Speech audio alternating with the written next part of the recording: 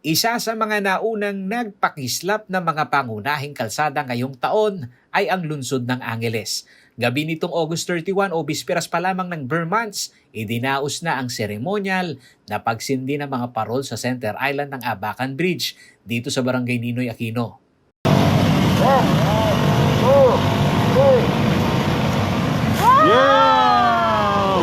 Napakalaking bagay umano sa alkalde ang parol na nagbibigay ng pag-asa sa kanyang mga kabalen na Angelenyo.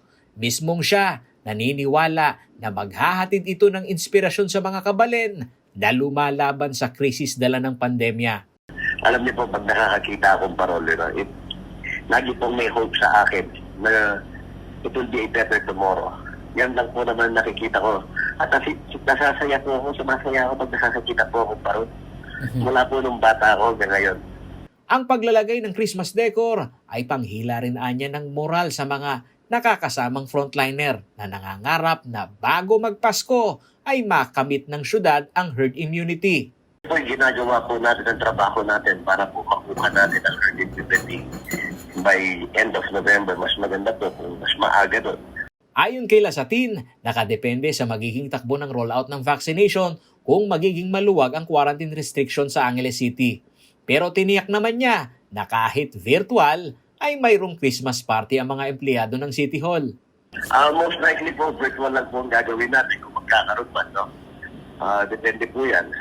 Saan po aabot yung budget natin. Alam niyo naman po, yung budget ng syudad ngayon medyo mahigpit. Paalala din ng alkalde sa mga barangay captains na hindi inuobliga ng lokal na pamahalaan na paglaanan ng malaking gastos ang paglalagay ng parol sa kalsada. Dapat pa rin umanong maging resonable ang mga ito, lalo't may mga kailangang unahin na gastusin.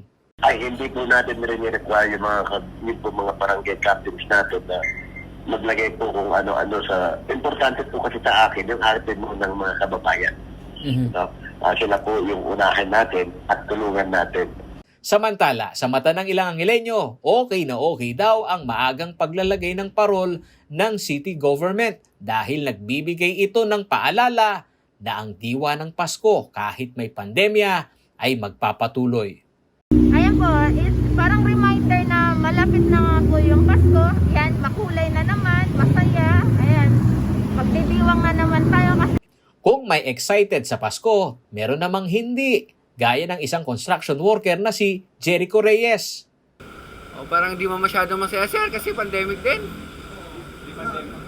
Parang pareho lang. At saka isip ko niya, hindi rin masyado masaya. Kasi maraming bawal. Si Bang Rene Laksina, ang mga parol naman umanong nakasabit na ito ang magiging paalala sa kanya na kukumpletuhin ang simbang gabi upang matupad ang panata na matapos na itong pandemya. Sana po mawala na yung pandemic para maging masaya na lahat ng tao. Paolo G. Santos, CLTV News.